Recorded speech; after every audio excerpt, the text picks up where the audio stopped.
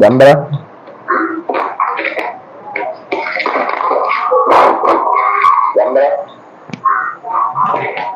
දැන් හරිනේ.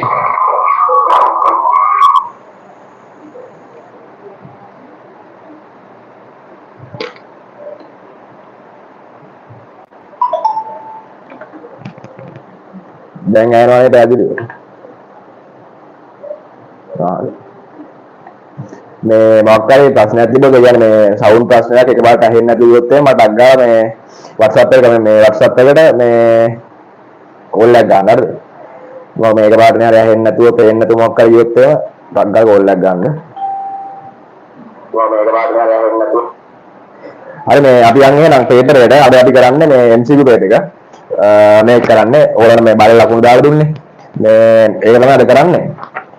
මේ මොනවාද ඕගොල්ලන් ගන්න 10 වසරේ මේ පළවෙනි ටෙක්ස්ට් බුක් එක 10 වසරේ පළවෙනි ටෙක්ස්ට් බුක් එක ළඟට ගන්න. හරිද? 10 පළවෙනි ටෙක්ස්ට් බුක් එක ළඟට ගන්න. හරි අපි දැන් යන්නේ මේක ලිමි ඩිස්කෂන් එකට. මේ පේපරේ ළඟ තියාගන්න. හරිද? පේපරේ ළඟ තියාගන්න. අපි පළවෙනි ප්‍රශ්නේ අහනවා ස්කන්ධය අනුව මානව දේහයේ අඩුම ප්‍රතිශතයක් අඩංගු වන මූලද්‍රව්‍ය වන්නේ කියලා. ඒක ඔයගොල්ලන් දන්නවනේ මම මේ අන්ද මෙහෙම මෙහෙම ඇඳලා ස්කන්ධය යන්නේ මෙන්න කැලේ වල මේ කොටස් වල බෙදලා එතකොට මේ වැඩිම දෙනවද වැඩිම තියෙන්නේ මොනවාද දැන් මේ අපේ ඇඟේ තියෙන්නේ කාබන් හයිඩ්‍රජන් ඔක්සිජන් නයිට්‍රජන් මේ ටිකනේ තියෙන්නේ එතකොට මේ ඔයගොල්ලන්ගේ මේ ටෙක්ස්ට් බුක් එකේ මේ ටෙක්ස්ට් බුක් එක මාත් එක මේ පෙරලගෙන යන්න මේ මොනවාද පළවෙනි පිටුවේ තියෙනවා මේ ගොඩක්ම තියෙන්නේ ඔක්සිජන් කාබන් හයිඩ්‍රජන් නයිට්‍රජන්. ඒතර ගොඩක්ම තියෙන්නේ ඔක්සිජන් 65යි 65 ඊට පස්සේ 65යි 18යි 18යි 10යි ඊටසේ නයිට්‍රජන් 3යි. ඔය දෙන්නේ මේව නන්නේ මේ oxygen carbon hydrogen nitrogen oxygen 65යි කාබන් 18යි හයිඩ්‍රජන් 10යි නයිට්‍රජන් 3යි. ඔය දෙන්නේ නන්නේ එතකොට මේ ගහන්නේ ස්කන්ධන මානවයේ අඩුව ප්‍රතිශතයක් තියෙන්නේ මොකද්ද කියලා. ඒතර අඩුව ප්‍රතිශතයක් තියෙන්නේ නයිට්‍රජන්. හරිද? අඩුව ප්‍රතිශතයක් තියෙන්නේ නයිට්‍රජන්. උත්තරේ එන්නේ උත්තරාංක 4. එතකොට මේ පළවෙනි ඒගොල්ලෝ පළවෙනි පිටුවෙන් බලන්න මේක අහලා නැහැ. වෙනත් වායුන් කීයක් තියෙන්නේ වෙනත් වායුන් 100ට මේ නිල් පාරින් දාලා තියෙන්නේ හොද වෙනත් වායුන් 104යි. හරිද? ටෙක්ස්ට් බුක් එකත් එක්ක යන ටෙක්ස්ට් බුක් එක මේකයි මේ ස්ක්‍රීන් එකයි ඔය තුන අතර මොකෙද මේ වැඩේ කරගන්න. ඒකට පළවෙනි එකට උත්තරේ නයිට්‍රජන්. හරිද? දැන් දෙවෙනි ප්‍රශ්නේ දෙවෙනි දේ අහනවා පහත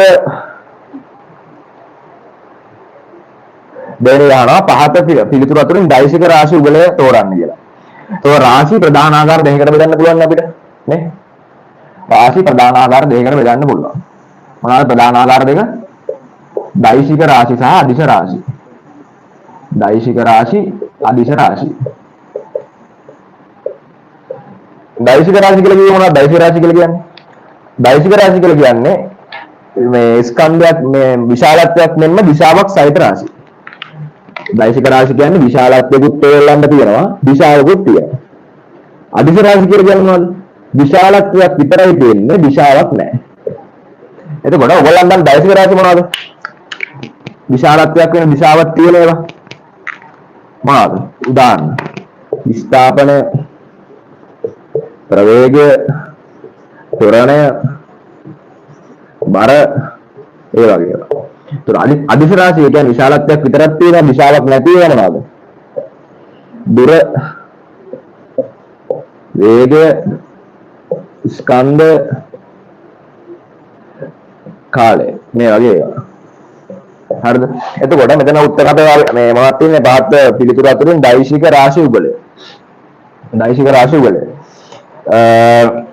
මොනවද තියෙන උත්තර? පළවෙනි එක තමයි දුර විස්ථාපනය. එතකොට මේකේ හරිය මේ උත්තරේ ගන්න නම් දෙකම හරියන්න බෑ. මේ උත්තරේ ගන්න නම් දෙකම හරියන්න ඕනේ. උත්තරේ ගන්න නම් දෙකම හරියන්න ඕනේ. එතකොට මේ පළවෙනි එකේ තියෙනවා දුර විස්ථාපනය. මේ දුර විස්ථාපනය කියන එකේ අපිට විස්ථාපනය ගන්න පුළුවන් දෛශික රාශියක් විදියට. ඒතකොට මොකද්ද ගන්න බැරි මේකේ? මේකේ දුර කියන එක ගන්න බෑ. ඒකින්ද පළවෙනි උත්තරේ අපිට අයින් කරනවා දුර තියෙන හින්දා. හරිද? දෙවෙනි උත්තරේ විස්ථාපනය සහ ප්‍රවේගය. විස්ථාපනයයි ප්‍රවේගය. අනිතෝ දෙකම දෛසික රාශි. අපිට ඒක තමයි උත්තරේ ඉදිරියට ගන්න පුළුවන්. තුන්වෙනි තියෙනවා ප්‍රවේගය සහ වේගය. ප්‍රවේගයයි වේගයයි තියෙන්නේ. ප්‍රවේගය කියන්නේ දෛසිකයක්, වේගය කියන්නේ අදිශයක්. වේගයෙන් හින්දා අපිට ගන්න බෑ මේකේ මේ වේගය තියෙන හින්දා අපිට මේ උත්තරේ අයින් කරන්න වෙනවා. හතරවෙනි උත්තරේ වේගය සහ ත්වරණය. අන්න ඒකෙත් තියෙනවා වේගය තියෙනවා. මේ පැත්තට මේ දෛසික රාශියක් විතරක් වෙනවා ත්වරණය. ත්වරණයක් වෙන දෛසික රාශියක් විදිහට එයාටත් විශාලත්වයක් මෙන්ම දිශාවකුත් තියෙනවා. හරිද ත්වරණය. හරිද? ඔය විදිහට තමයි යන්නේ. ඔයගොල්ලන්ට තෝරන්න මම මේ දානවා ඩක් ගාලා දාගන්න. ඊට පස්සේ ආනවා තුන්වෙනි එක. එතකොට ඒකට උත්තරය එන්නේ දෙක. තුන්වෙනි එක පරමාණු පිළිබඳ න්‍යෂ්ටික ආකෘතිය ප්‍රථමයෙන් ඉදිරිපත් කළ විද්‍යාඥයා කවුද? පරමාණු පිළිබඳ න්‍යෂ්ටික ආකෘතිය. පරමාණු පිළිබඳ න්‍යෂ්ටික ආකෘතිය වෙලාව ගෙනියනවා.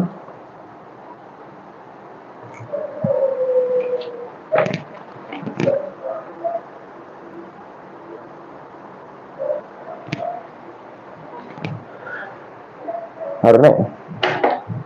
එතකොට මේක යන්නේ පරමාණු පිළිබඳ න්‍යෂ්ටික ආකෘතිය ඉදිරිපත් කළ විද්‍යාඥයා. පරමාණු පිළිබඳ න්‍යෂ්ටික ආකෘතිය තුන්වෙනි පාඩමට ගන්න තියෙන්නේ. පරමාණු පිළිබඳ න්‍යෂ්ටික ආකෘතිය ඉදිරිපත් කරේ එර්නස්ට් රදර්ෆර්ඩ් විසින්. හරිද? එර්නස්ට් රදර්ෆර්ඩ් විසින්. එයා කිව්වේ පරමාණුවේ මැද්දේ ස්කන්ධේ ඒකරාශී වෙච්ච තැනක් තියෙනවා. හරිද? පරමාණුව මැද්දේ ස්කන්ධේ ඒකරාශී වෙච්ච තැනක් තියෙනවා. කියලා තමයි එයා කිව්වේ. පරමාණු වල තියෙනවා පරමාණු මැද්දේ ස්කන්ධේ ඒකරාශී වෙච්ච තැනක් තියෙනවා. ඒකෝට ඒ කියන්නේ මොකද්ද මේ ස්කන්ධේ ඒකරාශී වෙච්ච තැන කියලා කියන්නේ? පරමාණුක මැද්දේ තියෙන මොනවද? ප්‍රෝටෝන සහ නියුට්‍රෝන. අන්න ඒකයි එයා කිව්වේ ස්කන්ධේ ඒකරාශී වෙච්ච තැනක් තියෙනවා. සහ එයා ඉදිරිපත් කරා එර්නස්ට් රදර්ෆර්ඩ් විසින් මේ ග්‍රහ ආකෘතියක් ඉදිරිපත් කරා. හරි ග්‍රහ ආකෘතිය කියලා කිව්වේ මොකද්ද? සූර්යාගේ වටේ ග්‍රහලෝක පරිභ්‍රමණය වෙනවා වගේ පරමාණු න්‍යෂ්ටිය වටේ මොනවාද මේ භ්‍රමණය වෙනවා කියන්නේ කැරකෙනවා කියලා කිව්වේ ඉලෙක්ට්‍රෝන. දැන් මෙහෙම තියෙනවා නම් මේ මැද තියෙනවා න්‍යෂ්ටිය. මේකේ තියෙනවා මේ ස්කන්ධේ රාශිය ප්‍රෝටෝන නියුට්‍රෝන. එතකොට මේ මොනවාද මේ ඉලෙක්ට්‍රෝන යනවා කිව්වේ මෙන්න මෙහෙම යනවා කිව්වා. ඊට පස්සේ මේක තවදුරටත් වැඩි විස්තර කරා වැඩි විස්තර කරලා කියලා කිව්වා මේ ඉලෙක්ට්‍රෝන චලනය වෙන්නේ කියන්නේ මේ වගේ හැමතැනම නෙමෙයි මේවා යන්නේ නිශ්චිත පතවල හේවත් කක්ෂවල කියලා. මේ වගේ නිශ්චිත පතවල හේවත් කක්ෂවල කියලා තමයි කිව්වේ. ඒක බලා ගන්නවා පෙරලා ගන්න පොඩින්ද කියන්නම්. ඒ බලා ගන්නවා පෙරලා ගන්න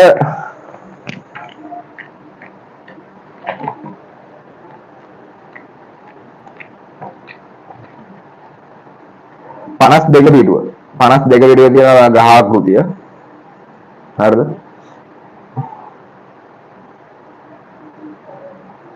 මේ 52 පිටුව බෙදලා ගන්න එකේ තියෙනවා එතකොට මේ ග්‍රහ ආකෘතිය ඉදිරිපත් කරේ කවුරුද කියන්නේ මේක උත්තරේ තුන්වෙනි වල පරමාණු න්‍යෂ්ටික ආකෘතිය ප්‍රථමයෙන් ඉදිරිපත් කළේ එර්නස්ට් රදර්ෆර්ඩ් විසින්. හරිද? එතකොට මේ එයා ඉදිරිපත් කළේ ග්‍රහ ආකෘතිය පළවෙනිට මේ න්‍යෂ්ටික ආකෘතිය. එතකොට මේ මැද තියෙන න්‍යෂ්ටිය වටේ කැරකෙන ඉලෙක්ට්‍රෝන මේ වගේ අහඹුව නෙමෙයි යන්නේ නිශ්චිත පතවල හේවත් කක්ෂවල කියලා කිව්වේ නීල්ස් බෝර් විසින්. හරිද? නීල්ස් බෝර් විසින් තමයි මේ කිව්වේ. නීල්ස් බෝර් විසින්. මේක අපිට දාන්න මේ අනිත් ඒවා විස්තර කරලා කියන්නේ. මේක ඉදිරිපත් කරේ එර්නස්ට් රදර්ෆර්ඩ්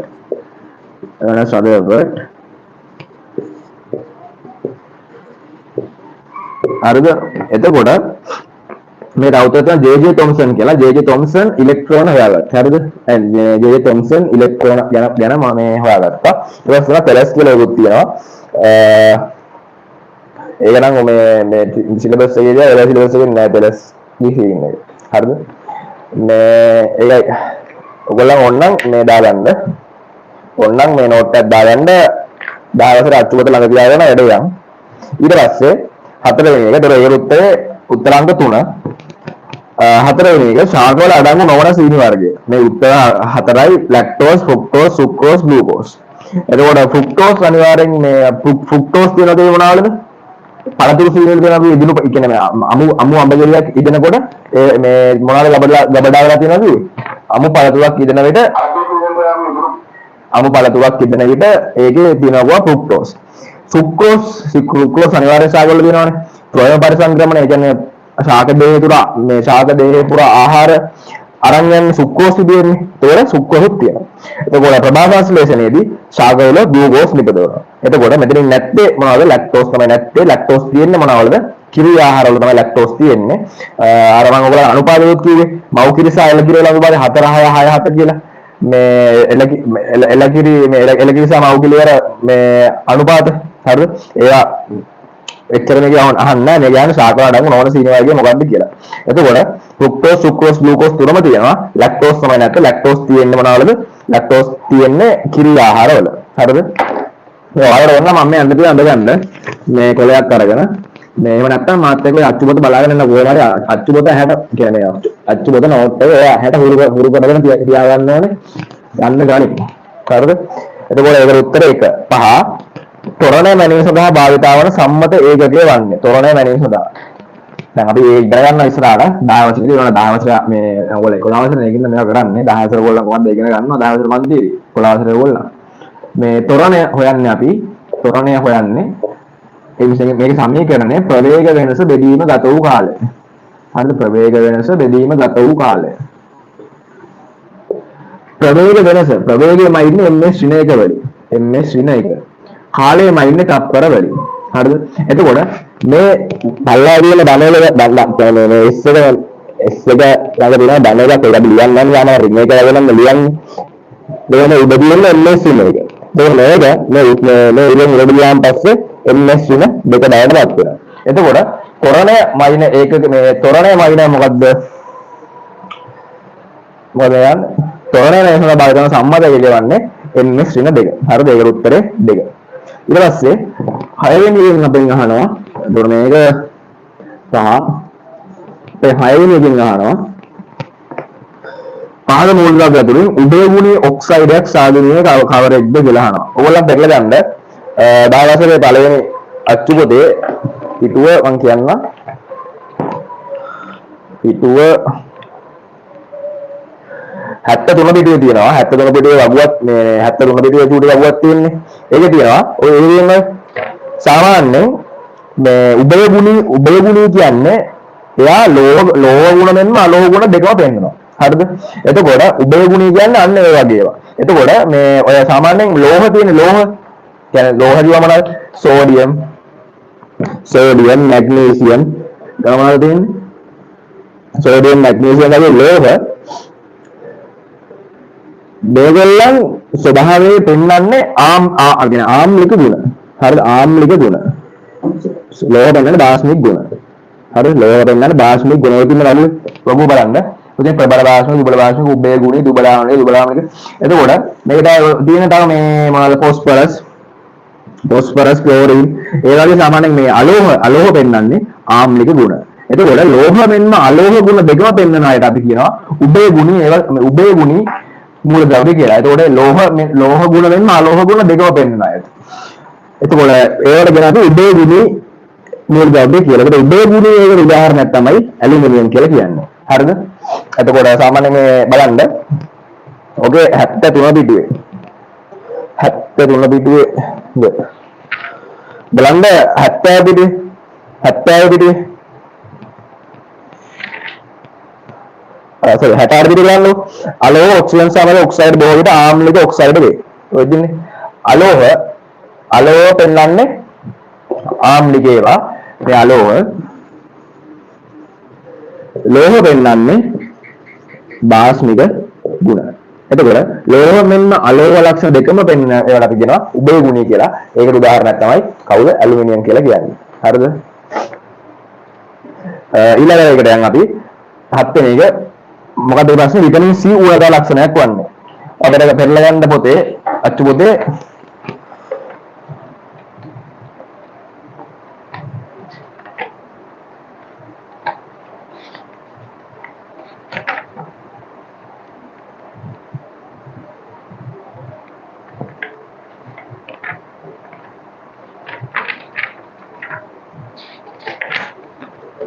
පෙරලා ගන්න 30 වෙනි පිටුවේ 30 වෙනි පිටුව ඔය විටමින් ගැන තියෙන්නේ මේ මේවා පාඩම් කරගන්න මම ඕගොල්ලන්ට දෙනවා මේ මොනවද වගේ ඔක්කොම ප්‍රොටෝකෝල් ගාලා මේවා අනිවාර්යෙන් පාඩම් කරගන්න ඕනේ ගොඩක් ප්‍රශ්න මේ වගේ අහනවා මේ ඒක මේකේ අහලා තියෙන්නේ මොකද්ද විටමින් C වලට ලක්ෂණයක් වන්නේ ඒකනේ තියෙනවා විටමින් A වලට ලක්ෂණ විටමින් D වලට ලක්ෂණ විටමින් C වලට ලක්ෂණ විටමින් D වලට ලක්ෂණ ඒ වගේ E K විදිහට තියෙනවා එතකොට විටමින් C වලට ලක්ෂණයක් විදිහට අපි මේ බලුවාම පේන වගේ විදුලිමස් දුර්වල වීම තියෙනවා හරිද ඒතකොට ඒ වගේ අනිත් ඒවාත් පාඩම් කරගන්න ඕනේ මම ඔයගලන්ට ඒක print කරලා දෙන්නම් මේ විස්තර වල පාඩම් කරගන්න ඒතකොට ඒකට උත්තරේ අංක 2 ඊට පස්සේ 8 වෙනි එක අපෙන් අහනවා එක්තරා වාහනයක් එක්තරා වාහනයක් මීටර් 600ක් විනාඩි 2කින් යයි නම් එහි මධ්‍යක වේගය දුර මීටර් 600ක්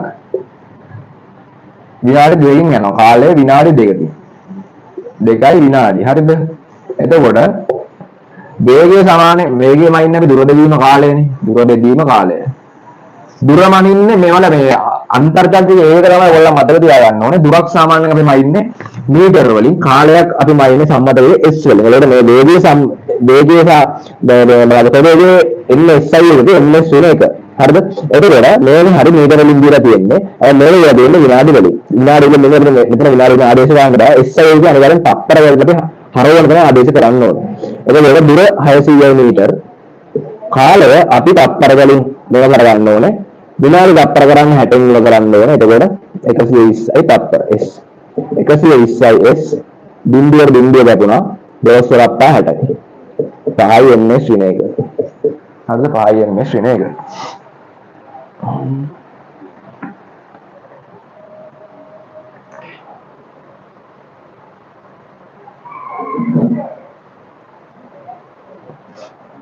ms වින එක. ඒකට ඒ උත්තරය 1. හරිද? එතකොට 9 වෙනි ප්‍රශ්නේ අපෙන් අහනවා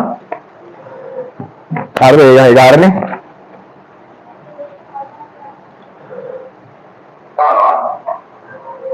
එතකොට අපෙන් 9 වෙනි ප්‍රශ්නේදී අහනවා අයනීකරණ ශක්තිය නැගෙන්නේ එකකේ මොකක්ද කියලා අයනීකරණ ශක්තියම ඉන්නේ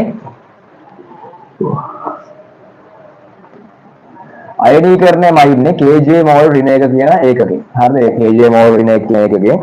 මේ පෙළ බලන්න මේ අයනීකරණ ශක්තියමයි වගුවක් තියෙනවා ඔයගොල්ලන්ගේ පොතේ. මේ තුන්වෙනි පාඩමේ තියෙන අයනීකරණ ශක්තියමයි වගුවක්. කොහේද?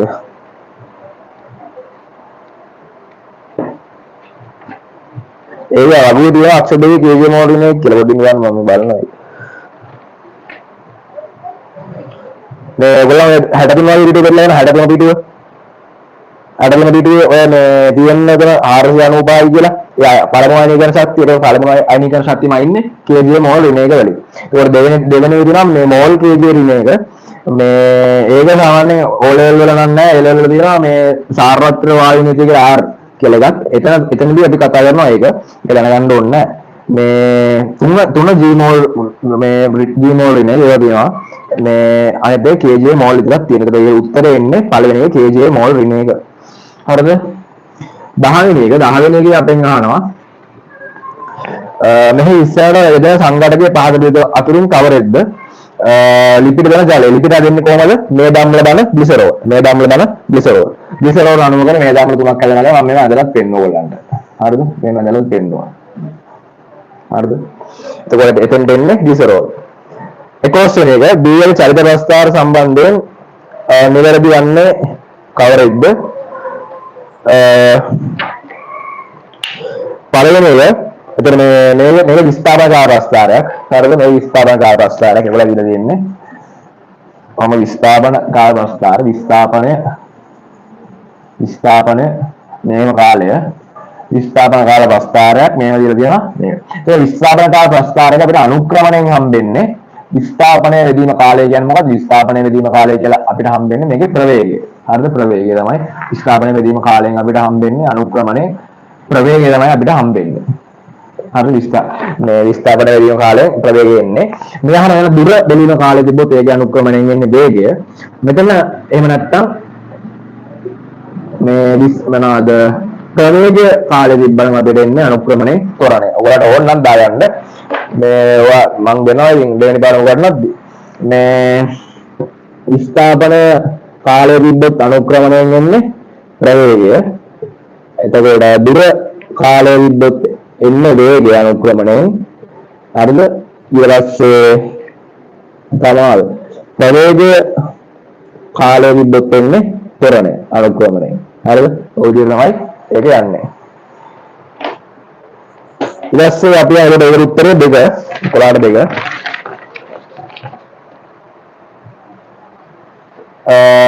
බලා පරමාණු ක්‍රමාංකය 13 වන මූලද්‍රව්‍ය ඉලෙක්ට්‍රෝන වින්‍යාසය වන්නේ. පරමාණු ක්‍රමාංකය 13.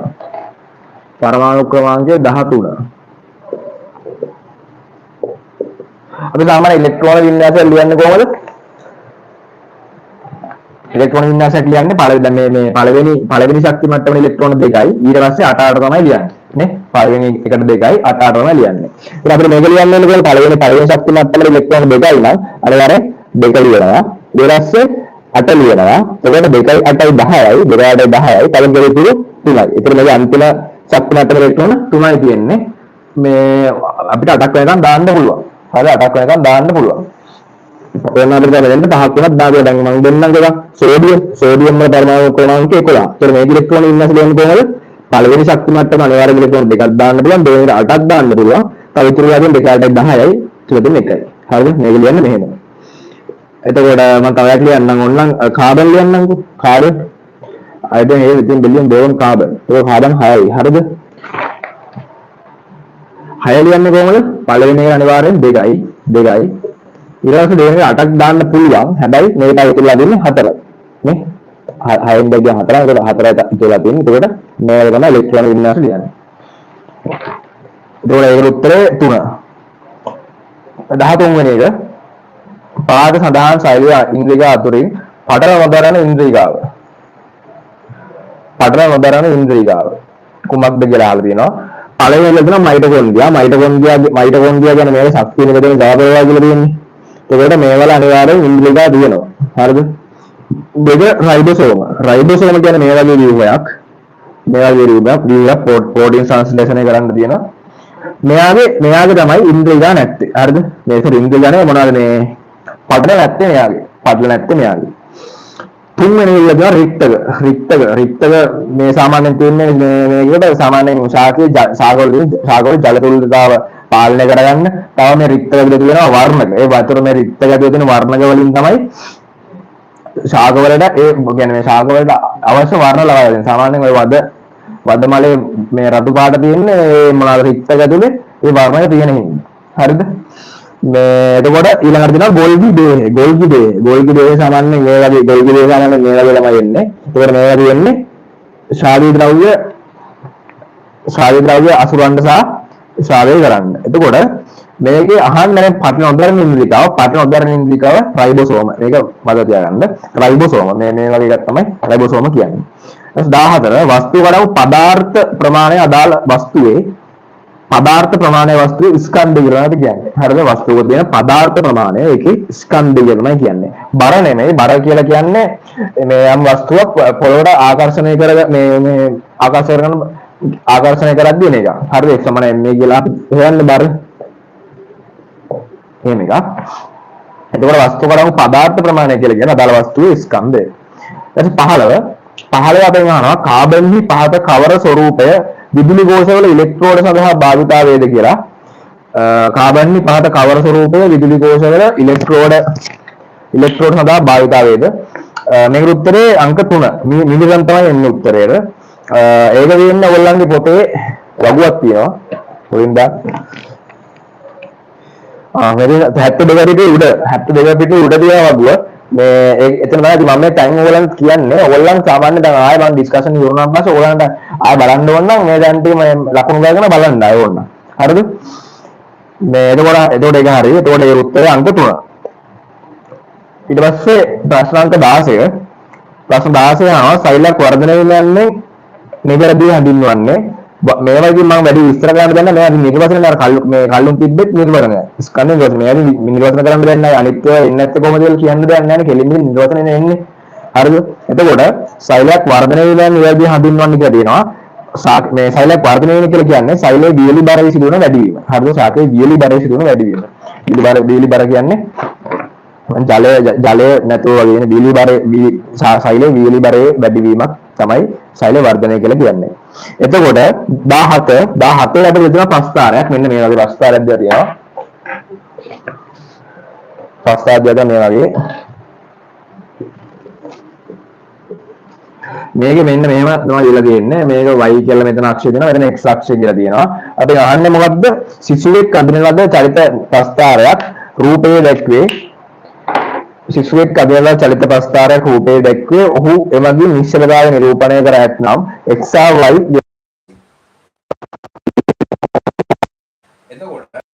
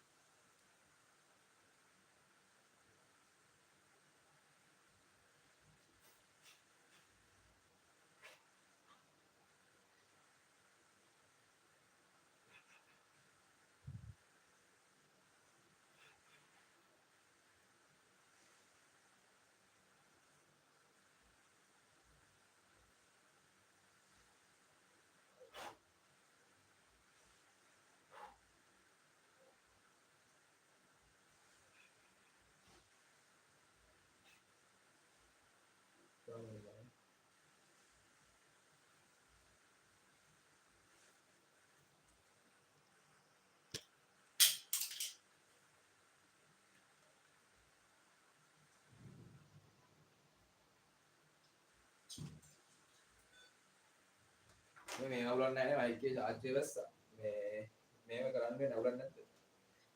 එහෙනම් කරන්නේ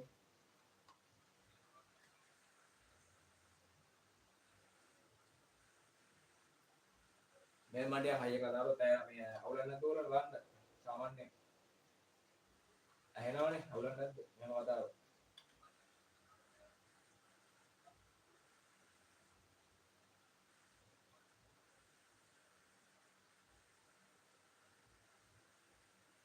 ආසෙන්නේ මේ මම යන්නේ ඊටු ටික මේ අරගේ මේ මයික් එකේ charge දැස් වෙනවා මේ යන්නේ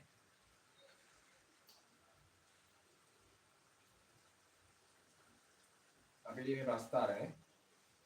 එතකොට මේ ප්‍රස්ථාරේ මේකෙන් එතකොට මේ මෙතන විස්තර මෙතන කාලය ආවොත් තමයි මේක හරියන්නේ මේ නිශ්චල ඉන්නවා කියලා කියන්නේ. හරිද? ඊළඟ ප්‍රශ්නේ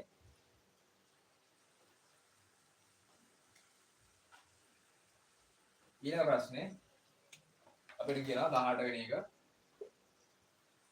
y නම් මූලද්‍රව්‍යයේ නයිට්‍රේට් සූත්‍රය YNO3 2 එසේනම් y මූලද්‍රව්‍ය සඳහා වඩාත් ගැළපෙන්නේ පහත කවරක්ද කියලා අහන්න තියෙනවා. y මූලද්‍රව්‍ය සඳහා වඩාත් ගැළපෙන්නේ පහත කවරක්ද කියලා කියනවා. එතකොට මේ මෙතන සංවිධා සීන්නක් තමයි තියෙන්නේ. සංවිධා සීන්නක් තියෙන්නේ. සාමාන්‍යයෙන් අපි මේක සමීකරණයක් ලියද්දී සාමාන්‍ය මේක සමීකරණයක් ලියද්දී සංවිධා මාර්ගවල තමයි ලියන්නේ. ඒ කියන්නේ දැන් මේක පැහැදිලි වුණොත් එහෙම මෙතන මේ දෙක කියලා විල තියෙන්නේ y එක. හරිද? මේ දෙක කියලා විල තියෙන්නේ y ගේ සංවිධාව. දෙක කියලා ඇවිල්ලා තියෙන්නේ y ගේ සංවිධාව. ඉතින් මෙතන y + මේ මුගේ සංවිධාව කියලා නෑ NO3. ඒ මෙතන එක කියන එක තියෙනවා. මේ y ළඟ එක කියන එක තියෙනවා. හැබැයි අපි ඒක නිසා දාන්නේ නැහැ. හරිද? අපි දැන් මේක විදුහා ලිව්වොත් එහෙම මේක හරියට ලියන්නේ සංවිධා එක y මෙතන දෙක. මේ y ගෙන් තමයි මේ NO3 ට දෙකක් ඇවිල්ලා තියෙන්නේ. මේ NO3 ට තියෙනවා එකක් මෙතන. ඒක ලියන්නේ නැහැ. ඒ එකනේ තියෙන්නේ නේද ලියන්නේ නැහැ. දෙක තුන පහේම දීපොත් තමයි ලියන්නේ. එතකොට දාන රින දෙකම බෙදලා අපි ඒක උලන්න අපි කැමති දෙයක් විදිහට සාමාන්‍ය යන්නේ NO3 කියන එක. NO3 කියන එක මෙතන එක තමයි යන්නේ. එතකොට මේ දෙක ඇවිල්ලා තියෙන්නේ NO3 ට මේ y කියන. එතකොට මේක මයිනස් එක මේක තමයි 2 ප්ලස් වගේ තමයි යන්නේ. හරිද? ওই විදිහ තමයි යන්නේ. එතකොට මෙතන 2 ප්ලස් දෙන්නේ සංවිධ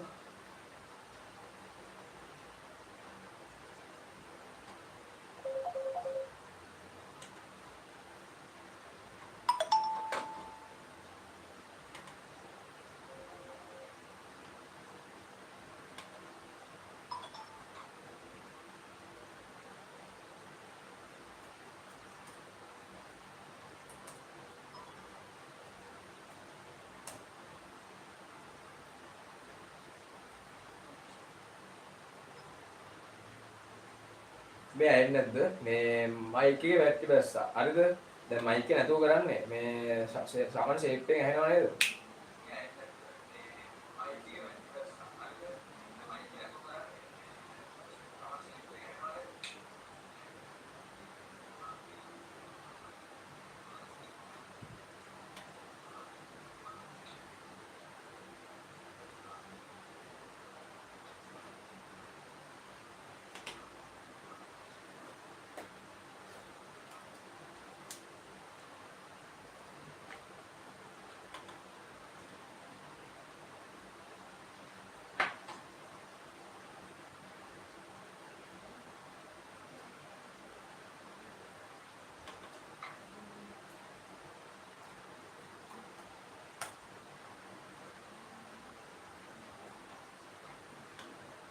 මේ ඇහෙනවනේ සාමාන්‍ය ෂේප් එකේ. මේ අවුලක් නැහැ මෙන්න.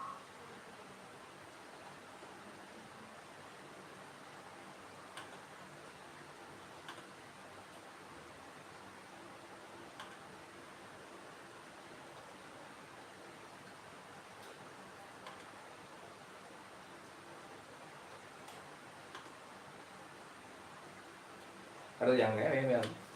ඇහෙනවනේ. මේ අය ඇහෙන්නත් පොල්ලක් දාලා කලින් පළවෙනි මුල් ටිකේ වගේ පැහැදිලිවම ඇහෙන්නේ නැති කියන්නේ ශබ්ද වැඩියෙන් ඇහෙන්නේ නැති උනට සාමාන්‍ය ගන්න ඇහෙනවනේ. මේ ඒක එහෙමත් වුණ නැත්නම් පොල්ලක් දෙන්න. අර මේ සාමාන්‍ය ගන්නට සාමාන්‍ය ඇහෙනවා නෝමල් එක වුණේ නැහැ. හරි. එතකොට මේ මෙහෙම තමයි යන්නේ. හරිද? එතකොට මෙහෙම තමයි යන්නේ. එතකොට මේක ලියද්දි තමයි මේගොල්ලන් අර ලියලා තියෙන්නේ YNO3 2 කියලා. මේ මෙතන මේ ධන දෙක ගිහිල්ලා තියෙන්නේ y ගෙන් NO3 ට මුකුත් දෙන්න තමයි මෙතන මුකුත් නැතුව තියෙන්නේ. එතකොට දැන් මෙතන මේ y කියලා තියෙන්නේ සත්‍ය මූලද්‍රව්‍යයක් නෙමෙයි. හරිද? y කියලා තියෙන්නේ සත්‍ය මූලද්‍රව්‍යයක් නෙමෙයි. මෙයාගේ සංයුතිතාවය 2+. සංයුතිතාවය ධන 2යි. හරිද? මේක තියෙන තාව තුන්වෙනි පාඩමේ. මේක සංයුතිතාවය ධන 2යි. එතකොට අපෙන් අහනවා මෙයාට ගොඩක්ම ගැලපෙන්නේ කවුද කියලා. ඒ කියන්නේ අපෙන් අහන්නේ මේ ධන දෙක තියෙන ධන දෙක සංයෝගාවයක් වෙච්ච ධන දෙක සංයුතාවයක් වෙච්ච තියෙන මූලද්‍රව්‍ය කවුද කියලා. ධන දෙක සංයුතාවයක් සහිත ධන දෙක සංයුතාවයක් සහිත තියෙන මූලද්‍රව්‍ය. එතකොට මේක තමයි ප්‍රැක්ටිස් එකේම තමයි ගන්න පුළුවන්. සාමාන්‍යයෙන් ධන දෙකක් තියෙන අය තමයි මැග්නීසියම්, කැල්සියම් මේ වගේ අය. මැග්නීසියම්, කැල්සියම් මේ වගේ අය තමයි මේකට එන්නේ. දැන් ඉලෙක්ට්‍රෝන වින්‍යාසය බලමු මැග්නීසියම්ගේ. මැග්නීසියම්ගේ ඉලෙක්ට්‍රෝන වින්‍යාසය 12යි. හරිද? එතකොට මෙයා ලියන්නේ අපි 2 8 2. පළවෙනි ශක්තිමට්ටම ඉලෙක්ට්‍රෝන 2යි, දෙවෙනි ශක්තිමට්ටම 8යි. ඒකට 10යි. තව දෙකක් තියෙනවා. එතකොට මේ දෙක දැම්ම මෙහෙම. එතකොට මෙයාගේ සාමාන්‍ය මේ ධන දෙක තියෙනවානේ. එතකොට මෙයා මේ දෙක පිට කරලා තමයි මෙයා ස්ථායී වෙන්නේ. එතකොට මේ මැග්නීසියම් මේ වගේ ධන දෙක අයන හදනවා. මේ දින ශක්ති මූලද්‍රව්‍ය. එතකොට මේ කැල්සියම් කියන සාමාන්‍ය 20 එයාගේ සංයුතාවය ධන දෙක තමයි යන්නේ. හරිද? එතකොට මෙයාගේ සාමාන්‍ය 2 මේ මෙයාගේ 20යි නේද බලන්න. මෙහෙම තමයි ලිය 2 8 8 2 20. 2යි 8යි 10යි 18යි 20යි. හරිද? එතකොට මෙයාගේ මේ අන්තිම දෙක එයා පිට කරනවා. පිට කළා තමයි ස්ථායි බවට පත් වෙන්නේ. හරිද? එතකොට මෙයාගේ මේ ශක්ති මූලද්‍රව්‍ය. එතකොට මෙතන කැල්සියම් දීලා නැහැ නේද? දීලා තියෙන මැග්නීසියම්. එහෙනම් අපිට මෙතන මේ ධන දෙක සහිත සංයුතාවය සහිත මූලද්‍රව්‍ය අපිට මැග්නීසියම් කියලා ගන්න පුළුවන්. හරි මැග්නීසියම් කියලා ගන්න පුළුවන්. හරිද තේරෙනවද? එන්න එහෙමයි මේක හොයන්නේ. ඊළඟට අපි ගන්නවා මේ නයිට්‍රජන් පොටෑසියම් ෆෙරස් යන මූලද්‍රව්‍ය ශාක වර්ධනයට අවශ්‍ය වේ. මින් කවර මූලද්‍රව්‍යයන් උමන වේ පත්‍රවල හරිතක්ෂය තත්ත්වයක් ඇති වේද කියලා. දැන් අචුදාන පෙරලන්න ඔයගොල්ලන්ගේ අච්චු පොතේ අර වගුව පෙරලන්න 18 වෙනි පිටුව 18 වෙනි පිටුව. එතකොට දැන් ඔයාලට බලන්න පුළුවන් පත්‍රවල හරිතක්ෂය කියන එක නයිට්‍රජන් නැතුණාම වෙනවා. හරිද? ආයේ පත්‍රවල හරිතක්ෂය මේ සල්ෆර් මොනවද සල්ෆර් නයිට්‍රජන් පොටෑසියම් වල තියෙන්නේ පත්‍රවල හරිතක්ෂය. ආයේ යකඩ මේ ෆෙරස් අයන් තියෙන්නේ. ඒ වලත් කරන අපිට පත්‍රවල හරිතක්ෂය. එතකොට මේකේ නයිට්‍රජන් පොටෑසියම් ෆෙරස් කියන තුනේම වුණාන් පස්සේ මේ මූලද තුනම වුණ මේ කියන්නේ මේ මූලද වුණාන් පස්සේ මේ තුනේම ඇති වෙන්නේ පත්‍රවල හරිතක්ෂය. එතකොට එනවා නයිට්‍රජන් පොටෑසියම් යකඩ යන මූලද්‍රව්‍ය තුනම කියන උත්තරය එනවා. හරිද? එතකොට ඒකට උත්තරේ අංක 4. ඒකට උත්තරේ අංක 4. ඊළඟට 20 අපෙන් කියනවා 20 අපිට කියනවා නිව්ටන්ගේ තුන්වන නියමන අනුව යම් ක්‍රියාවකට එරෙහිව ක්‍රියාත්මක වන ප්‍රතික්‍රියාව අදාළ ක්‍රියාවට. ඒක නිව්ටන් නියම තුනෙන් අහලා නිව්ටන් නියම තුන ඔයගොල්ලන්ට සාමාන්‍ය මේ කඩවඩම් වෙන්න ඕනේ. නිව්ටන් නියම තුනයිනේ තියෙන්නේ.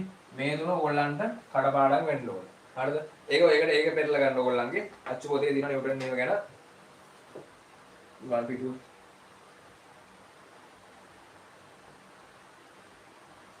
එදින් 83 පිටුව මේ එතන පළවෙනි නියමයේ ඔයගොල්ලන් කියන්නේ බාහිර අසමතුලිත බලයක් යොදන තුරු නිශ්චල වස්තු නිශ්චලතාවෙම දිනවා චලනය වන වස්තුන් ඒකාකාර ප්‍රවේගයෙන් චලනය වෙනවා කියලා. ඒ කියන්නේ බාහිර අසමතුලිත බලයක් යොදන තුරු නිශ්චල වස්තු නිශ්චලතාවයෙන් පදන අතර චලනය වන වස්තුන් ඒකාකාර ප්‍රවේගයෙන් චලිත වේ. ඒ කියන්නේ දැන් හිතන්න සාමාන්‍යයෙන් මේ මොනවාද අර ඕල් දාලා අයිස් මත ලිස්සනවා වගේ සීන් තියෙන ඒ වගේ අයිස් බීම දෙනවා අයිස් නිකන් ලොකුවට. හරිද? එතකොට එතන තව අපි මොකක් හරි එකක් මෙහෙම විසි කරනවා. එතකොට ඒක චලනය වන වස්තුවක් අපි අතින් අල්ලලා නැවැත්තුවේ නැත්නම් ඒකාකාර ප්‍රවේගයෙන්ම චලනය වෙනවා කියලා කියන්නේ. සාමාන්‍යයෙන් අපි පොළවට මොකක් හරි දැම්මාන් පස්සේ ඒක චලනය වෙලා නිකම්ම නවතිනවනේ. ඒ නවතින්නේ ඝර්ෂණය කියලා ඝර්ෂණ බලයෙන් තියෙන හින්දා. ඒ වුණාට අර වගේ පෘෂ්ඨවල ඝර්ෂණ බලයක් නැති හින්දා ඒක දැම්මොත් දිගටම යනවා.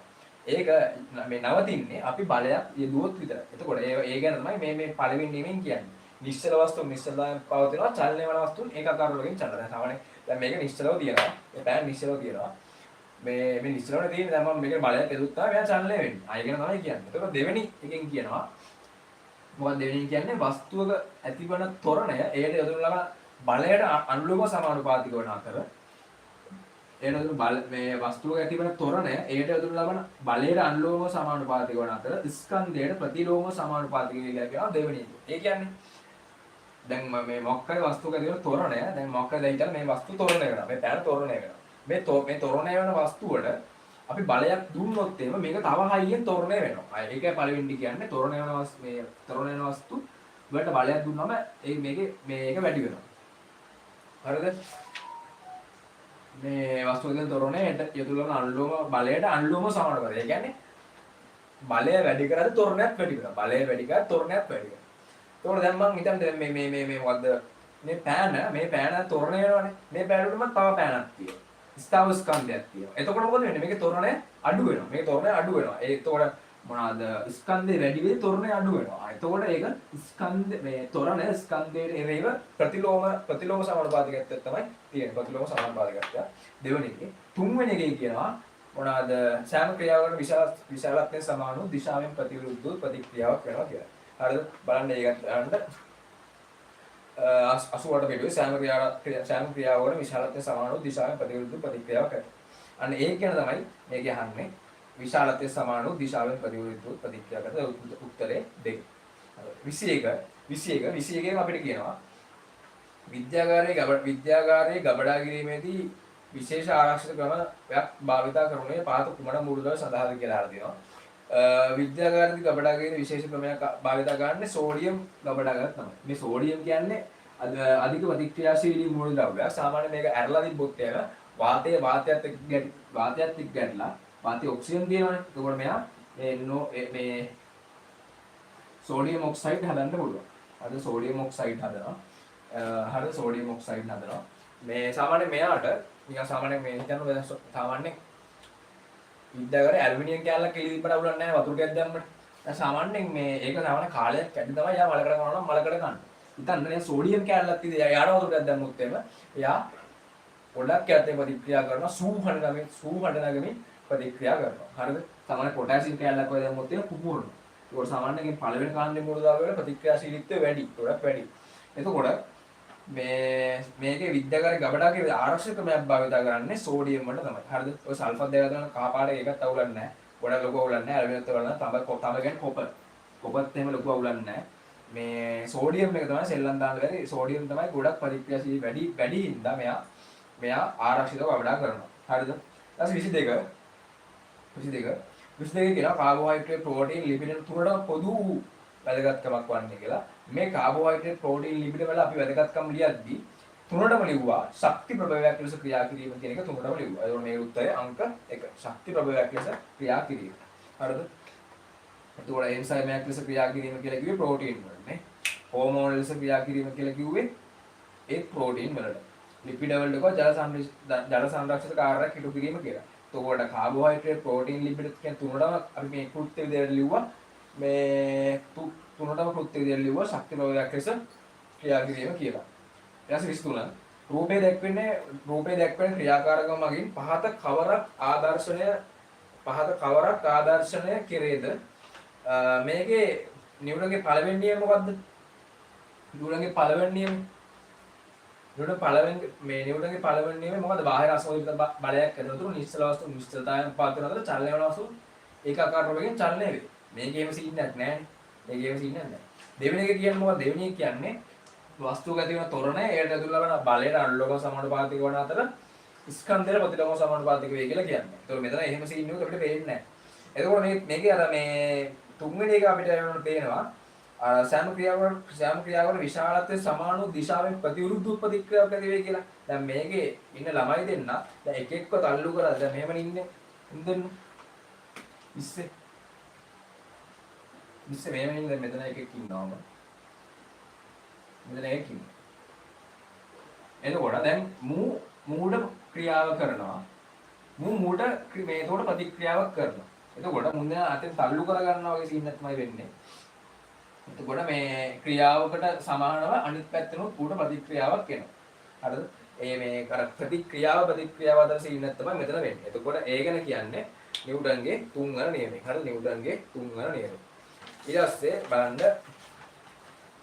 24 එකම පරමාණුවක් එකම මූලද්‍රව්‍ය සමස්ථානික සම්බන්ධයෙන් අසත්‍ය වන්නේ පාත කවරක්ද කියලා අහනවා. මොනවා සමස්ථානික කියලා කියන්නේ? සමස්ථානික කියලා කියන්නේ එකම පරමාණුවේ වෙනත් ස්කන්ධ ක්‍රමාංක සහිත ඒවා. එකම පරමාණුවේ වෙනත් ස්කන්ධ ක්‍රමාංක සහිත ඒවා. ඒක පෙරලා ගන්න ඕගොල්ලන්. අච්චු පොතේ අතුරේ තුන්වෙනි පාඩමේ ඉන්නේ. තුන්වෙනි පාඩමේ 62 පිටුවේ උඩ වගේ බලන්නකො. 62 පිටුවේ උඩ වගේ බලන්න.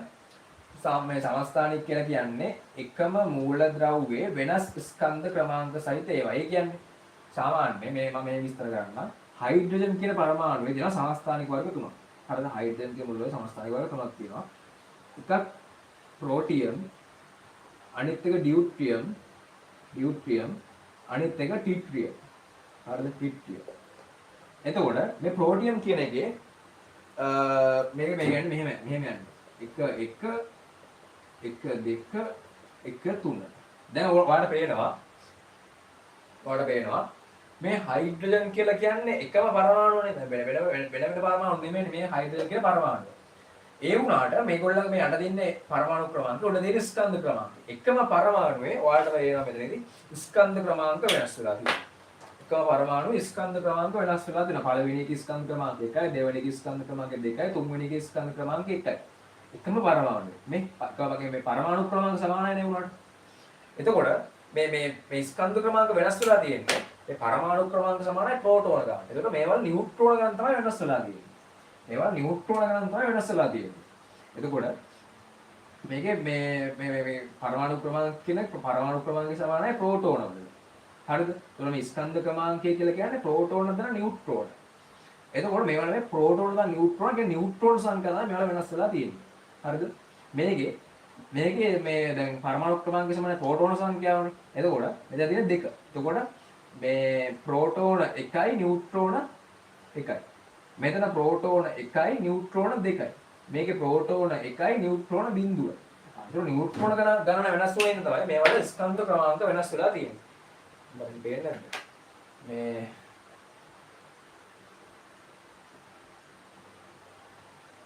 සිපේ වේවනේ. මේවල දැන් එතකොට මේ ස්කන්ධ ක්‍රමාංක වෙනසින් තමයි මේවල සමස්ථානික කියලා කියන්නේ. ස්කන්ධ ක්‍රමාංක වෙනස් වෙන බලපෑම මෙන්න මේ නියුට්‍රෝන තමයි. එතකොට සමස්ථානික කියලා කියන්නේ එකම මූලධර්ම පරමාණුවේ වෙනස් ස්කන්ධ ක්‍රමාංක සහිත ඒවා. ඒකට උදාහරණ හයිඩ්‍රජන්. ඒවා හයිඩ්‍රජන් සමස්ථානික ප්‍රෝටියම්, ඩියුට්‍රියම්, ට්‍රිටියම් කියලා කියන්නේ.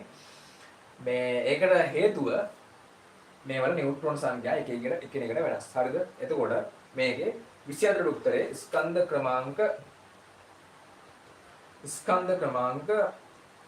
සමාන වේද? හරිද? ස්කන්ධ ක්‍රමාංක සමාන වේද? අසත්‍ය වන්නේ. එතකොට මේ අසත්‍ය වන්නේ කියලා යන්නේ. එතකොට පරමාණු ක්‍රමාංක සමානයි. ඒ කියන්නේ පරමාණු ක්‍රමාංක සමාන කියන්නේ ප්‍රෝටෝන ගන්න සමානයි. ප්‍රෝටෝන ගන්න සමානයි. ප්‍රෝටෝන ගන්න සමානයි ඉලෙක්ට්‍රෝන ගන්න. හරිද? මේ පරමාණු ක්‍රමාංක සමානයි. පරමාණු ක්‍රමාංකය සමානයි ප්‍රෝටෝන ගන්න. ප්‍රෝටෝන ගන්න සමානයි ඉලෙක්ට්‍රෝන ගන්න. හරිද? මේව සම්බන්ධතාවයක් ඇතුළු නියුට්‍රෝන තමයි වෙනස් වෙන්නේ. හරිද? ඊට 25 පෙන් අහනවා අන්වීක්ෂයක් යටතේ ප්‍රථමවරට සිදු වූ සෛල නිරීක්ෂණ සඳහා යොදාගෙන තිබී ඇත්තේ. අන්වීක්ෂය පළට හොයාගත්ත කවුද?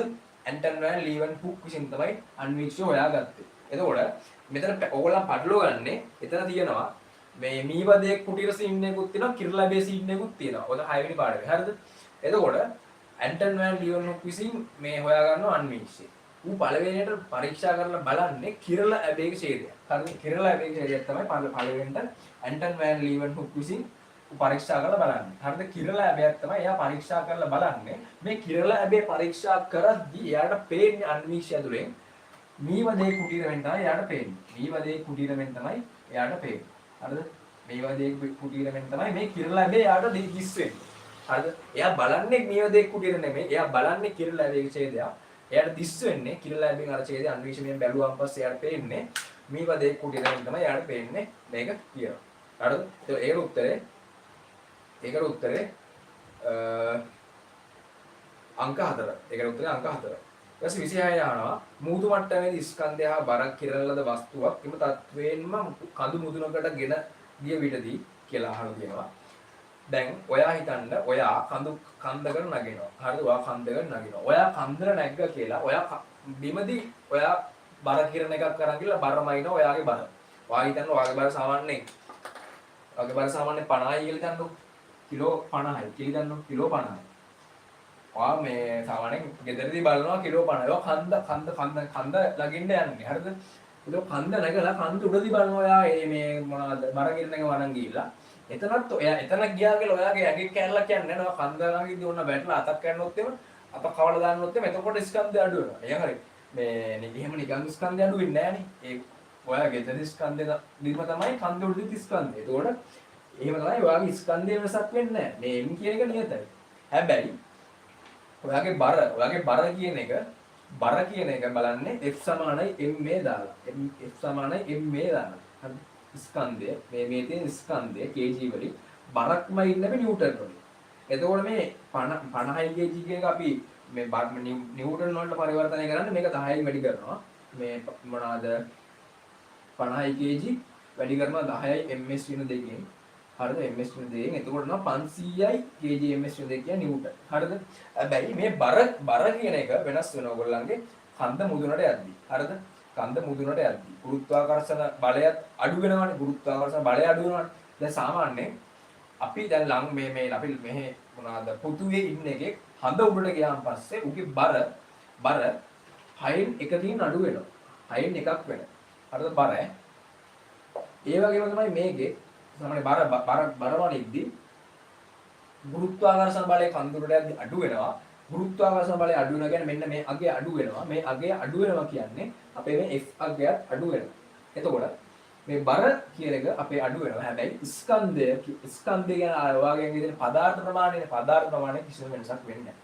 අර පදාර්ථ ප්‍රමාණය කිසිම වෙනසක් වෙන්නේ නැහැ. එතකොට ඒකට උත්තරේ බර අඩු වෙනවා. ඒක උත්තරේ 2. හරිද? ආතර ආය අර විදිහම ගණනක් දෙන්න 27 දී මේ අර මාරු කරලා හොයන සීන් එක ගණනක්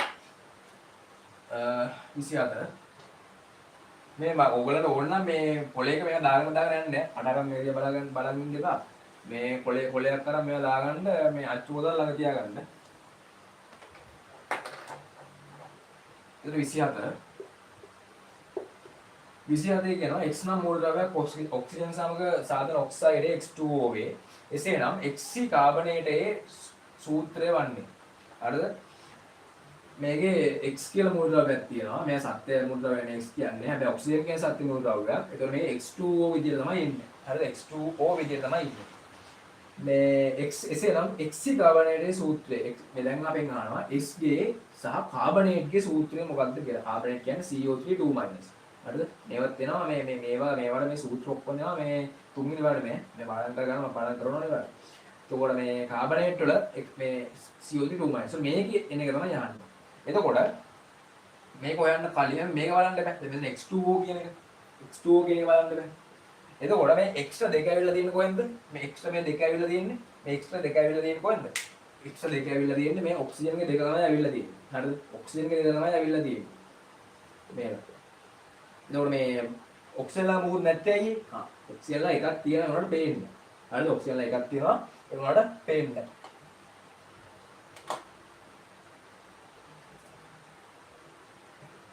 ඔක්සිජන්ලා එකක් තියෙනවා උනට පේන්නේ. හරිද? එතකොට මම මේක දාගන්නවා මේ x කේතු සංයුතාවය කීයද?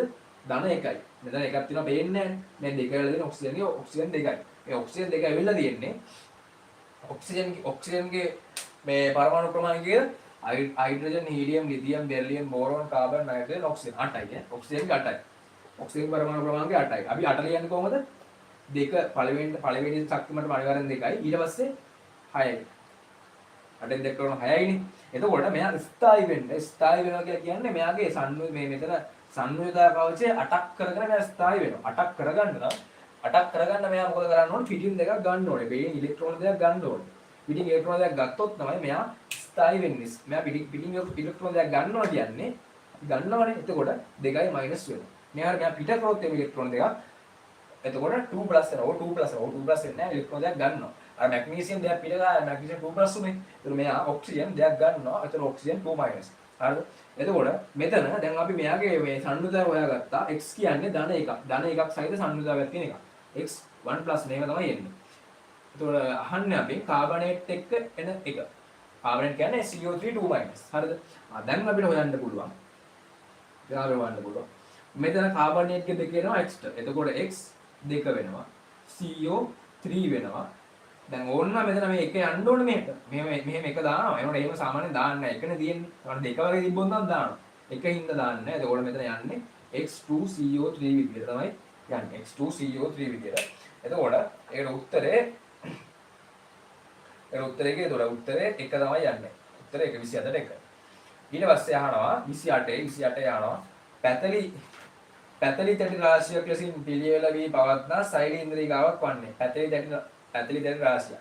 පැතලි තැටි රාශියක් කියලා මම කළු මම අදලා පෙන්නන්නේ ගෝල්ගි සංකීර්ණ පැතලි තැටි රාශියක් තියෙන. මෙන්න මෙහෙම යන්නේ පැතලි තැටි රාශියක් කියන්නේ ගෝල්ගි සංකීර්ණ යන්නේ පැතලි තැටි රාශිය. මම උත්තර තමයි ශ්‍රාව්‍ය ද්‍රව්‍ය අශ්‍රාවක විහා ශ්‍රාවය කිරීම. මේ තියෙන ගෝල්ගි මේ අපිට ගෝල්ගි සංකීර්ණය කියලා. මේ එකකට අපි කියනවා ගෝල්ගි දේහ කියලා. ගෝල්ගි දේහ කියලා. පැතලි තැටි කියන්නේ යන්නේ ඒවට. හරිද? ඒතකොට මේ ගෝල්ගි දේහේ ගොඩක් එකතුවක් නැහැ ගෝල්ගි සංකීර්ණයක් කියලා කියන්නේ. හරිද? ඒකට උත්තරේ අංක 4. 29 අහනවා තිරස් බලයක F බලයක් යොදා අදින වස්තුවක් ඉහළින් පෙනෙන ආකාරයේ රූපේ දැක්වේ කියලා කියනවා.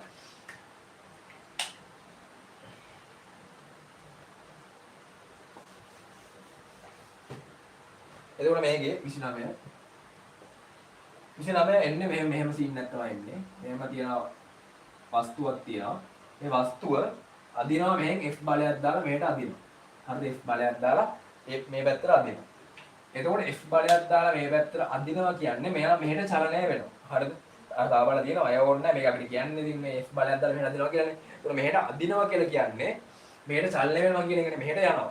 එතකොට මේ මෙහෙට යනවා නම් චලිත වන පැත්තට විරුද්ධව ක්‍රියාත්මක වෙනවා මෙයාගේ ඝර්ෂණ බලය. හරිද? චලිතයට විරුද්ධව. චලිතය වෙන්නේ මෙහෙට නම් ඊට විරුද්ධව ක්‍රියාත්මක වෙනවා ඝර්ෂණ බලය. හරිද? ඝර්ෂණ බලය. එතකොට මේන් අපෙන් අහන්නේ ඝර්ෂණය නිවැරදි දක්වා ඇත්තේ. එතකොට මේකට උත්තරේ එතකොට මේ මෙහෙට තියෙන බලය යන්නේ මෙහෙට තියෙන්නේ මේකේ Q කියලා බලය තමයි එන්නේ. හරිද? මෙහෙටනේ. මෙයා හරිය චලිත වෙන්නේ මෙහෙට නම් මෙහෙට තමයි ඝර්ෂණ බලය ක්‍රියාත්මක වෙන්නේ. මේ ඝර්ෂණ බලය එන්නේ මේ පැත්තට. හරිද? ඊට 30 අපිට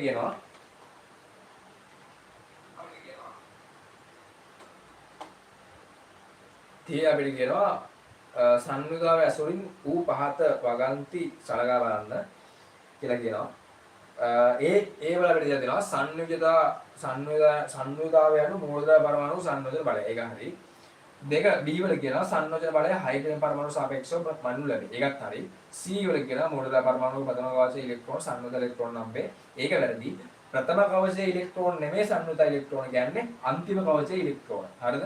දැන් මේකේ උනත් මේ 6 නිසානේ මේකට මේ 2+ කියන එක ආවේ. ඇයි අන්තිමේ කියන අන්තිමට තමයි 6 තියෙන්නේ. එතකොට අපි දෙකක් ගන්න ඕනේ. එතකොට තමයි මේකට 2+ වුනේ. මේ 2 සංයුත ආවේ මේ අන්තිම කවචය තමයි. ඒ කියන්නේ අවසාන කවචය පළවෙනි කවචය.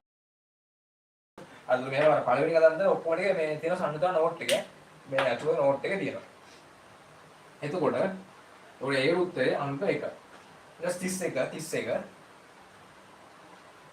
ඊට 31 කියනවා ප්ලාස්මා බඩ සම්බන්ධ කරුණු කීපයක් පාත් දැක්වේ.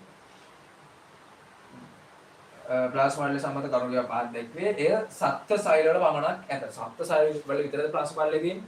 නෑනේ. සත්තුන්ගෙත් තියෙනවා, ශාක වලත් තියෙනවා. මෙතන මේ මොනවාද? සත්ත්ව සෛල වල පමණක් නෑ. ඕන්න මෙතන මෙහෙම දාන්න පුළුවන් මේක සෛල බිත්තිය ශාක සෛල වල පමණක් ඇත. එතකොට හරි. සෛල බිත්තියක් ඒතකොට ශාක සෛල විතරනේ තියෙන්නේ. සත්ත්ව සෛල වල ශාක මේ සෛල බිත්තියක් නෑ. එතකොට ප්ලාස්මා බඩ කියන එක සත්තුන්ගේ තියෙනවා ශාක වලක් තියෙනවා. B වල කියනවා ඒ අර්ධ පාරගාම පඩලේ. අර්ධ පාරගාමී කියන එකේ තේරුම මොකද්ද?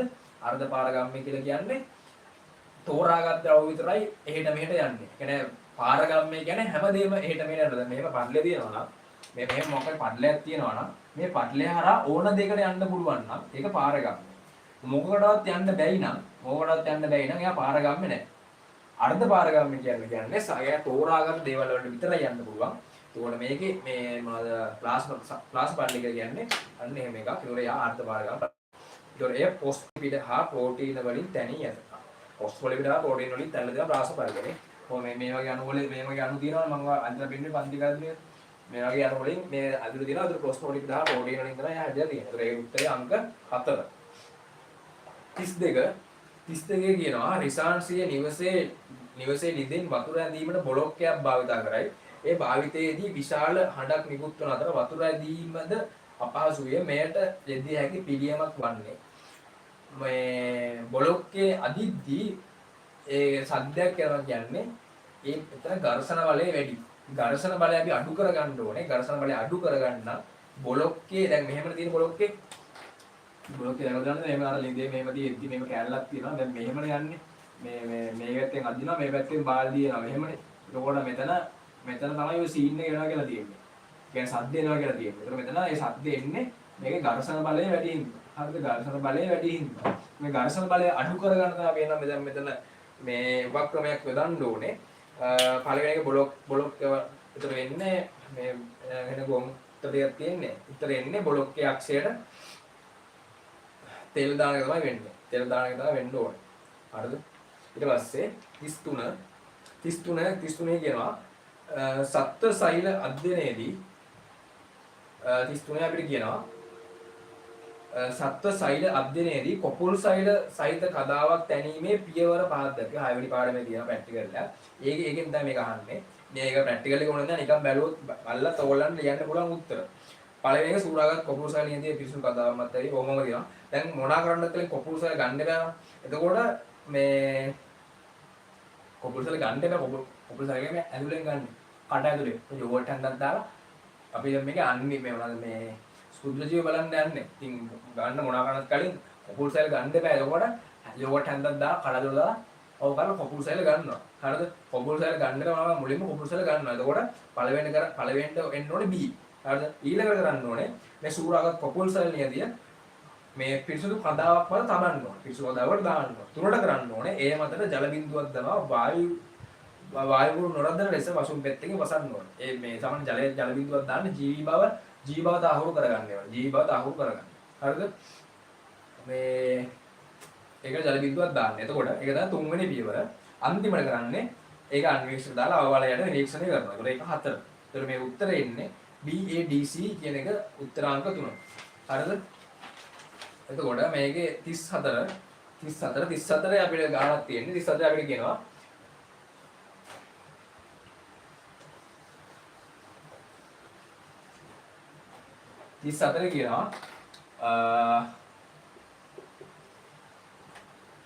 අටයි ms විනයක ප්‍රවේගයක් තියනවලු. 8යි ms විනයක ප්‍රවේගයක් තියනවලු. ගමන් ගන්නා ස්කන්ධය 200 කිලෝග්‍රෑම්ලු. 200 කිලෝග්‍රෑම්ක ස්කන්ධයක වාහනයේ ගම්ම්‍යතාවය සමාන ගම්ම්‍යතාවය අපි හොයන්නේ ගම්ම්‍යතාවය සමානයි ස්කන්ධය වැඩි කිරීම ප්‍රවේගය. ගම්ම්‍යතාවය සමානයි ස්කන්ධය ප්‍රවේගයෙන් ගුණ කරාම තමයි අපිට ගම්ම්‍යතාවය එන්නේ. හරිද? ස්කන්ධය ප්‍රවේගයෙන් ගුණ කරාම. ඒතකොට මේ ස්කන්ධය කීයද? ස්කන්ධය කිලෝග්‍රෑම් 20යි. හරිද? ස්කන්ධය කිලෝග්‍රෑම් 20යි. ප්‍රවේගය ms විනයක 8යි. එතකොට මේක 28 ගුණ කරාම කීයද? 28න් 160යි. kg ms විනය තමයි මේකේ එන ඒකකය. හරිද? kg ms විනය. එතකොට මේක උත්තරේ එතකොට මේ උත්තරේ ඕනෙත් නැහැ. මෙතන මේ 20 200 වැඩි කිරීමට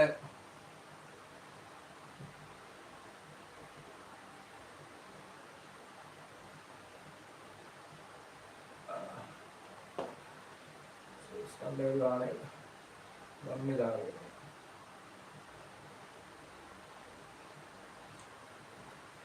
ආනක 200 නේ 200 ඕඩර් අරලද 1600යි kgms විනයක් කියලා එනවා. මේ උත්තරේ ඕනෙත් නෑ 200 වැඩි කිරීමට kgms විනයක් කියන උත්තරේට ගන්න දෙන්නේ. ඒක උත්තරාංක 1. මේ ඊට පස්සේ 35 කියනවා නියුක්ලියික් අම්ල පිළිබඳව කරුණු තුනක්. නියුක්ලියික් අම්ල පිළිබඳව කරුණු තුනක් පාඩ දැක්වේ. පාඩ දැක්වේ. A ජීවීන්ගේ ප්‍රවේණිතතු ගබඩා කරයි. B ජීවීන්ට වැඩෙන සියලු රෝග පරම්පරාගත කරයි. C ප්‍රෝටීන් සංශ්ලේෂණ දායක වේ. මේකේ පළවෙනි එක ජීවීන්ගේ ප්‍රවේණිතතු ගබඩා කරනවා කියන එක හරිනේ. DNA වලනේ ඒගොල්ලන් ගබඩා කරන ප්‍රවේණිතතු මතකයිනේ. මේ මොනවාද? නියුක්ලියික් අම්ල ආකාර දෙකයි DNA RNA වල කෘත්‍ය වෙන වෙනම ලිව්වානේ. එතකොට ප්‍රවේණිතතු DNA තුල ගබඩා කරනවා. B කියනවා ජීවීන්ට වැඩෙන සියලු රෝග පරම්පරාගත කරයි. සියලු රෝග පරම්පරාගත කරන්නේ ඕන සමහර රෝග පරම්පරාගත වෙනවා අම්මගෙන් ඕගොල්ලන්ට එන්න පුළුවන් අම්මයි තාත්තගෙන්. දැන් ඒක හැම එකම එන්න ඕන කියලා නීතියක් නැහැ. ඒක වැරදි. C වල කියනවා protein translation එක දායක වෙයි. ඒක හරි. හරිද? RNA එහෙම RNA protein translation දායක වෙනවනේ. මේ පළවෙනි එක උත්තර තමයි ජීවීන්ගේ ප්‍රවේණ තුරු ගබඩා කරන DNA තුල C වල protein translation එක දායක වෙයි කියන්නේ ඒකට උදව් කරන RNA. ඒකට මේ උත්තරේ AC උත්තරේ අංක 3. මේකේ 36 කෙනා 25 කිලෝග්‍රෑම්ක ස්කන්ධයක් 25 කිලෝග්‍රෑම් 25ක ස්කන්ධයක් සහිත බැරලයක් තිරස්තලයේ තබා ඇත. එයට 350ක බලයක් යෙදීමේදී ඇතිවන තොරණය අහන්නේ 36 මේකේ ස්කන්ධය 25 කිලෝග්‍රෑම් ස්කන්ධ 25 කිලෝග්‍රෑම් බලය 250 නිව්ටන්. එතකොට මේ අපි සාමාන්‍යයෙන් බලයක් හොයන්නේ F සමානයි ma දා. F සමානයි ma ස්කන්ධය වැඩි කිරීම තොරණය. ඒත් මේක අපි අහන්නේ තොරණයනේ. එතකොට මේකේ බලය 250 නිව්ටන් ස්කන්ධය 25යි. අපෙන් අහන්නේ A. මේ පැත්ත A තනි කරගන්න 25 මේ පැත්තට ගෙනියන්න ඕනේ. ඒක 250 බෙදීම 25 250 බෙදීම 25 සමානයි A මෙහෙම යන්නේ. එතකොට මේක උත්තරේ පුළු කරන්න දෙයක් නැහැ. මෙහෙම දැම්මම නම් ඇති. හරිද? මෙහෙමනේ අහන්නේ. එතකොට මේ තොරණයක් සාමාන්‍යයෙන් අපි මයින්නේ ms වෙන දෙක වලින්. ms වෙන දෙක වලින්. එතකොට මේ 350 වෙදී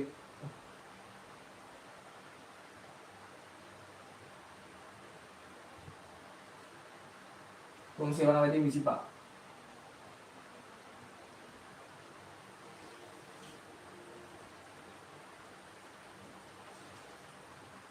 එතන 250 නෙමෙයි 350 නෙමෙයි.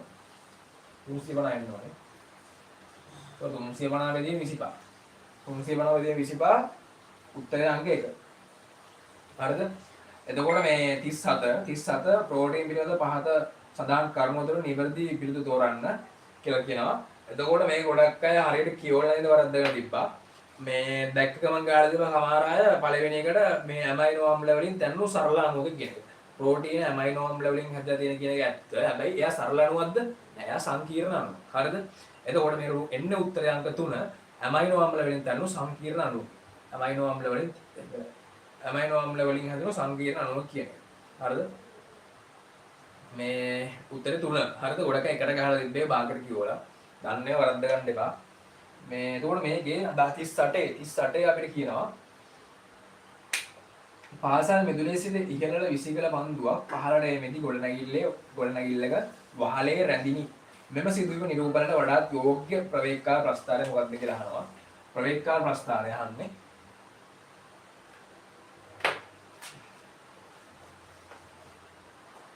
එතකොට මේක එහෙම තමයි දෙන්නේ ප්‍රවේගීය කාලය. ප්‍රවේගීය කාලය. දැන් පල්ලෙහා ඉඳන් ඉන්නවා කියන්නේ මෙහෙම. මේක ඉන්නවා. මේ මූ මෙහෙම ඉඳලා බෝලයක් උඩට විසි කරනවා. කොහොම උඩට විසි කරනවා. හරිනම් උඩට විසි කරලා පල්ලෙහාට මෙහෙම එන්න ඕනේ. දැන් මේක පල්ලෙහාට එන්නේ නැහැලු.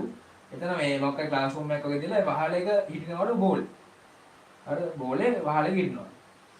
එතකොට සාමාන්‍යයෙන් මේ පල්ලෙහා ඉඳන් උඩට බෝලයක් ගැව්වාම පස්සේ දැන් ඉතින් මේ පැනනවා මේ උඩ ගන්නවා කියලා. එම් උඩ ගැව්වොත් එහෙම මම මේක ගහනවා 20ක ප්‍රවේගයකින්. මේ 20ක ප්‍රවේගයෙන් මම මේ උඩ ගන්නවා. උඩ ගැව්වාම පස්සේ මේ සාමාන්‍ය ඕනවස උඩ ගැව්වාම පස්සේ උඩට යන්න මෙයාගේ ප්‍රවේගය අඩු වෙනවා. මෙයාගේ ප්‍රවේගය දැන් මේ 20 ගැව්වා කියලා. ඉතින් 20 ms වෙන වෙලේ උඩ ගැහුවා මේ. උඩ ගැව්වාම පස්සේ 18 16 10 5 2 බිඳුව. බිඳුව වෙද්දි තමයි අර උඩ නතර වෙන්නේ බෝලේ. උඩ බෝල නතර වෙලා ඊට පස්සේ යා පටන් ගන්නවා පල්ලෙහාට එන්න. පල්ලෙහාට එද්දි ඒ උඩට යද්දි ප්‍රවේගය අඩු වුණා. හරිද? v අඩු වුණා. පල්ලෙහාට එද්දි වෙන්නේ එයාගේ v වැඩි වෙනවා. පල්ලෙහාට එද්දි v වැඩි වෙනවා. හරිද? පොඩ වැඩි වෙනවා. 5 2 5 10 එහෙම වැඩි වෙලා මේ හරියටම මේක වැටුණා නම් මොකද අතට වැටෙන්න ඕනේ 20කින් තමයි. හරිද? 20කින් තමයි පාද ප්‍රතිරෝධය නැත්තම් වැඩෙන්න ඕනේ. පල්ලෙහාට ඉඳි ප්‍රතිරෝධය මේ ප්‍රවේගය වැඩි වෙනවා. උඩට යද්දි ප්‍රවේගය අඩු වෙනවා. එතකොට ප්‍රවේගය අඩු වෙනවා කියන්නේ මන්දනයක් තමයි වෙන්නේ. ඒ කියන්නේ මෙහෙම ප්‍රවේගය එන්න අඩු වෙනවා. එතකොට මේක මුගේ අතටම වැටුණා නම් මේ කියන්නේ මේ උඩ රේඛාවට සමාන රේඛාව පල්ලෙහාට ඔහොම එන්න ඕනේ. අර ප්‍රවේගය වැඩි වෙනවා මෙහෙම ඔහොම පල්ලෙහාට එන්න ඕනේ. හරිද? මේකට අපි කියන්නේ ඒකාකාර තොරණයක් කියලා. මේ කියන්නේ මේ කොටස් දෙකකට තියෙන දිශාවල රසනේ.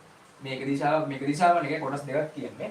මම කික් කරනවා දෙවෙනි පාඩමේදී මේ උඩට යද්දි ප්‍රවේගය අඩු වෙනවා. ඒ කියන්නේ මෙයා මන්දණයකින් තමයි යන්නේ. මන්දණයකින් යන්නේ. ඒතර පාය පල්ලයට එද්දි ප්‍රවේගය වැඩි වෙනවා. ඒතර ප්‍රවේගය වැඩි වෙනවා කියන්නේ මෙයා තොරණයකින් තමයි ප්‍රවේගය වැඩි වෙලා එන්නේ. හරිද? එතකොට මෙයාගේ අතටම බෝලේ ආවනම් මේ රේඛාවට සමාන විශාලත්වයෙන් පල්ලෑ රේඛාව එන්න ඕනේ. හරිද? එතකොට එහෙමනම් උත්තරේ අංක 1ට යනවා. හැබැයි මේක ගානේ කියනවා පල්ලෑට එද්දි මේ බෝලේ වහලේ රැඳුණා කියලා. වහලේ රැඳුණා කියලා කියනවා. වහලේ රැඳුණා කියන්නේ මේ අතර වෙන්නේ නැහැ නේ. එතකොට මේ රේඛාවේ දිග අර කලින් තරම්ම එන්නේ නැහැ. අයියේ උන්ගේ අතර ආවේ නැහැ. එතකොට මේක පොඩ්ඩක් මේ රේඛාව තරම් මේ පල්ලෑ රේඛාව දිග නැති වෙනවා. ඒතර උත්තරේ අංක 4. හරිද? උත්තරේ අංක 4. මේකේ එතකොට 39 කියන විද්‍යාගාරයකදී සිසුන් දෙනෙක් මුහුණ පෑ අනතුරු හා ඒවාට දුන් ප්‍රථමාධාර පහළ දැක්වේ. ඒවා දක්වා ඇත්තේ පිළිවෙලට නොවේ. මේක කියන අම්ල වලින් පිළිස්සීම. අම්ලයකට අත පිච්චිලා නම් ඒ කියන්නේ මේ ආම්ලික වෙලා තියෙන්නේ. අපි ඒක බාස්මික කරලා උදාසීන කරගන්න ඕනේ. එහෙනම් අපි බස්මයක් තමයි දාන්න ඕනේ. ජලයේ සෝදා සෝඩියම් කාබනේට් ඉසීම. සෝඩියම් කාබනේට් කියන්නේ බස්මයක්. ජලයෙන් හොදලා සෝඩියම් කාබනේට් කියන බස්මය ඉස්සන් පස්සේ උදාසීන වෙනවා. දෙක සාරමගින් පිළිස්සීම. සාරමගින් පිළිස්සලා කියන්නේ බස්මයකට පිළිස්සලා. හරිද? එතකොට එහෙනම් මේ අත වාස්මික වෙලා තියෙන්නේ. වාස්මික වෙලා නම් ආම්ලික කරලා අපි උදාසීන කරගන්න ඕනේ. කීප දරවපත් කරගන්න ඕනේ. එතකොට සාරමගින් පිළිස්සලා ඒතකොට සාරමගින් පිළිස්සන පොඩි අම්ලයක් දාන්න ඕනේ. එතකොට මේක දිනවා ගලා යන ජලයෙන් සේදීම සීනේකේ ඇසිටික් අම්ල ආලේපනය කිරීම.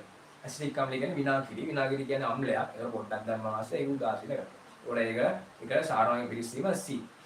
3 ගින්දර මගින් පිළිස්සීම. ගින්දර මගින් පිළිස්සුනොත් එහෙම ඒ ස්ථානය කියන්නේ මේ රත් වෙලා තියෙන්නේ. රත් වෙලා දිනවා නම් පොඩ්ඩක් සීතල කරගන්න ඕනේ. එහෙනම් අපි අදාළ ස්ථානය ඇල් ජලයෙන් හැකිතරම් සිසිල් කරන්න ඕනේ. ඒකට A. ඒතර මේ යන්නේ උත්තරේ BCA කියන තුන යන්නේ. ඒ කියන්නේ උත්තරේ අංක 39ට 1. හරි 39ට 1. 40 විද්‍යාගාර තුළ ක්‍රියාකාරව සිදු කිරීමේදී ඔබ යටින් යම් උපකරණයක් හානි වුවොත් පළමුව කළ යුත්තේ මොකක්ද කියලා අහලා තිබ්බා.